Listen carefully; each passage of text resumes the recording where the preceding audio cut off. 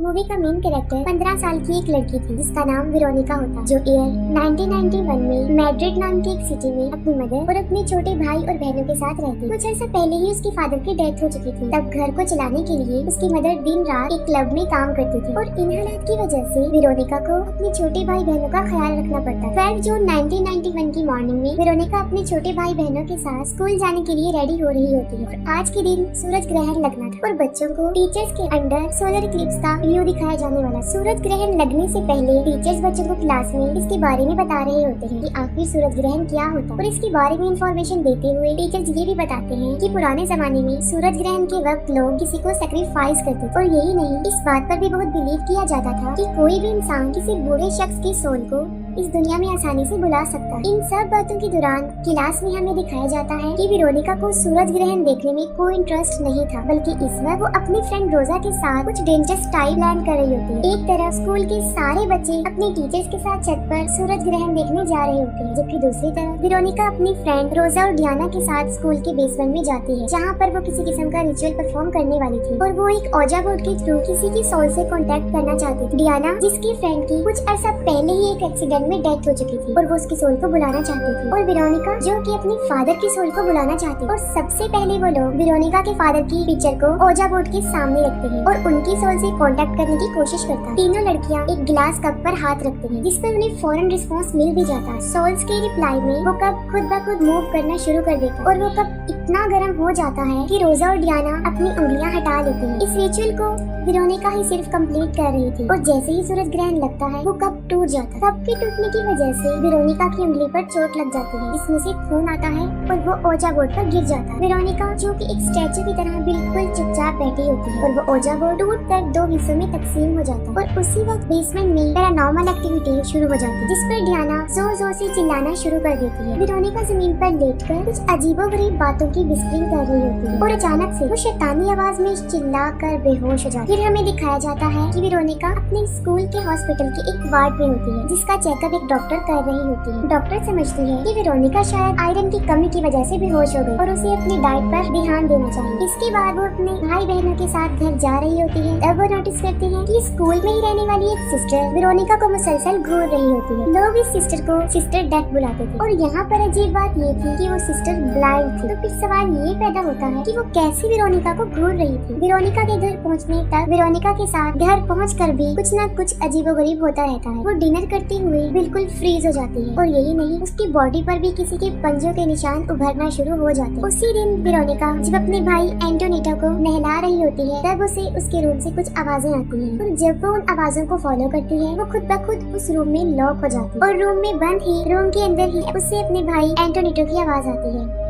वो किसी तरह उस रूम से निकलकर वॉशरूम में आती है, जहाँ पर एंटोनिटो बाथटब में बैठकर चिल्ला रहा होता। किसी ने गर्म पानी का वाल्व खोल दिया था, जिससे एंटोनिटो की बॉडी जल गई। वेरोनिका फौरन एंटोनिटो को टब से बाहर निकालती है और उसकी बॉडी पर जलने की मेडिसिन लगाती है। उसी रात को वेरोनिका एक ख्वाब देखती है। वो अपने फादर को देखती है, जिसमें उसके फादर उसे बुला रहे होते हैं और तभी काफी सारे शैतानी हाथ उभरते हैं और वेरोनिका को खींचने लगते हैं। वेरोनिका के फादर भी एक ब्लैक डीमन बन चुके थे और वो उस पर अटैक करने के लिए कमांड कर देते। इसके बाद वेरोनिका की नींद खुल जाती है और वो देखती है कि सब कुछ नॉर्मल है। अगले दिन वेरोनिका जब स्कूल जाती है, तब उसकी फ्रेंड रोजा उसे काफी इग्नोर कर रही होती है। इन सब से तंग आकर वेरोनिका वापस स्कूल के बेसमेंट में जाती है, जहाँ पर उसे सिस्टर डेथ मिलती है। सिस्टर डेथ उसे बताती है कि वेरोनिका ने उन डीमन सोल से कांटेक्ट करके बहुत बड़ी गलती कर दी और उसके ऐसा करने से उसके फादर की सोल तो इस दुनिया में नहीं आई, बल्कि किसी शैतान की सोल आ गई और वो शैतान हर वक्त वेरोनिका के साथ होता है और इस वक्त भी वो वेरोनिका के साथ ही। इन बातों के अलावा सिस्टर डेथ ये बात भी रिवील करती है कि जब उनकी आंखें ठीक थी, तब उन्हें ये सब चीजें नजर आती थी, जिसकी वजह से तंग आकर उन्होंने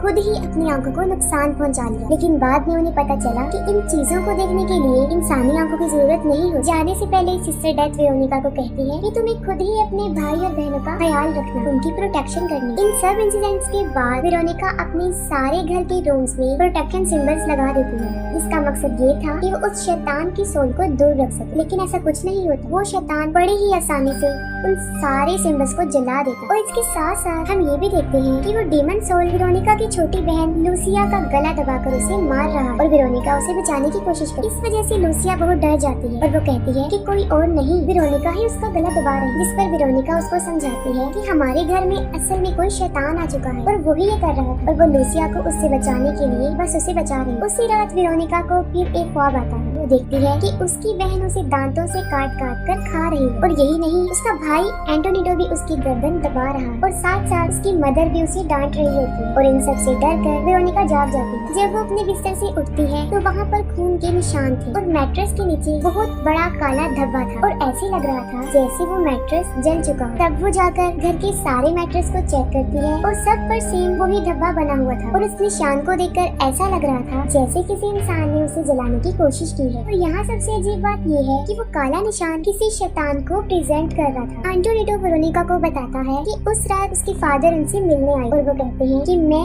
उनको साथ ले जाऊंगा। ये सुनकर वेरोनिका काफी डर जाती है और वो अपने भाई को समझाती है कि उसे किसी की भी बात मानने की कोई जरूरत नहीं है और वो अपनी आंखें और कानों को बंद करके वेरोनिका को बुलाए ताकि वो उसकी हेल्प के लिए आ जाए। फिर फौरन बाद वेरोनिका फिर सिस्टर डेथ को मिलती है और इन डीमन सोल से बचने के लिए हेल्प मांगती है। सिस्टर उसे बताती है कि उस दिन उन्होंने अपना रिचुअल अधूरा छोड़ दिया था जिसकी वजह से वो शैतान यहीं पर रह गया। उन्हें दोबारा से वो रिचुअल करना होगा ताकि उस शैतान को वापस भेजा जा सके। ये सुनकर वेरोनिका अपनी फ्रेंड रोजा के घर जाती है और उसे कहती है कि वो दोबारा रिचुअल करके शैतान को वापस भेज सके। रोजा उसकी कोई हेल्प नहीं करती और इनकार कर देती, जिसकी वजह से वेरोनिका अकेली ही रह जाती है। तब वो डिसाइड करती है कि इस सारे प्रोसेस को खत्म करने के लिए वो अपनी बहनों के साथ वो रिचुअल करे। और उस रात वेरोनिका उस ओजा बोर्ड को जोड़कर अपनी बहनों के साथ इस प्रोसीजर को स्टार्ट करती है। और साथ में वेरोनिका एंटोनिटो को घर की दीवारों पर प्रोटेक्टेड सिंबल बनाने का कहती है, लेकिन गलती से वो इन्वोकेशन सिंबल बना देता है। रिचुअल शुरू करने के बाद वेरोनिका उस शैतान को ये दुनिया छोड़ जाने का कहती है, जिस पर वो सोल मना कर देती है। वो बुक्स में देखकर कई तरीकों से इस शैतान को इस दुनिया से भगाने की कोशिश करती है, लेकिन वो फुल फॉर्म में उनके सामने आ जाता है और साथ ही साथ उन लोगों पर अटैक कर देता है। डरकर वेरोनिका पुलिस को फोन करती है और इसी दौरान वो शैतान एंटोनिटो को अपने साथ ले जाता है। वेरोनिका की सिस्टर्स लूसिया और इरीन इस सब से बचने के लिए घर से बाहर भागते हैं, जबकि वेरोनिका एंटोनिटो को ढूंढने वापस अपने घर में जाती है।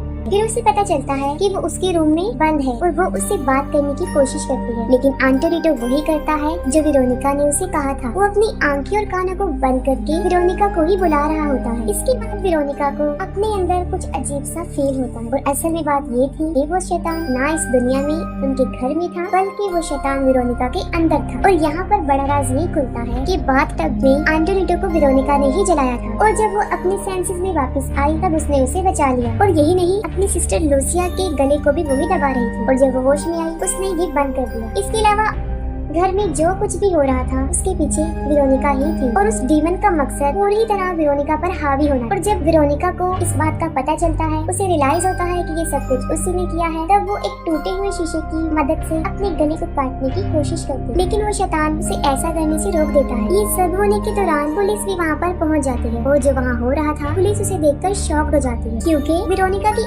आधी बॉडी हवा में फ्लाई कर रही थी और फिर वो बेहोश होकर जमीन पर गिर जाती है। पुलिस एंटोनिटो और वेरोनिका दोनों को घर से बाहर लेकर आते हैं और वेरोनिका को एम्बुलेंस में लेकर जाते हैं। डिटेक्टिव आसपास की गिरी हुई चीजों को देखते हैं, फिर उनकी नजर वेरोनिका की एक फ्रेम पिक्चर पर पड़ती है जो अचानक से जल जाती है और तभी उन्हें इस बात की न्यूज मिलती है कि वेरोनिका अब इस दुनिया में नहीं रही, वो मर चुकी है। इसके बाद वो डिटेक्टिव इस केस को लेकर अपनी एक रिपोर्ट बनाता है जिसमें वो क्लियरली मेंशन करता है कि इन सब बैड इंसिडेंट का रीजन कोई डीमन था जो हमारी दुनिया में किसी अधूरे रिचुअल की वजह से आया था। और हैरत की बात तो ये है कि ये पहला पुलिस केस था जिसमें किसी डीमन का जिक्र भी किया गया था।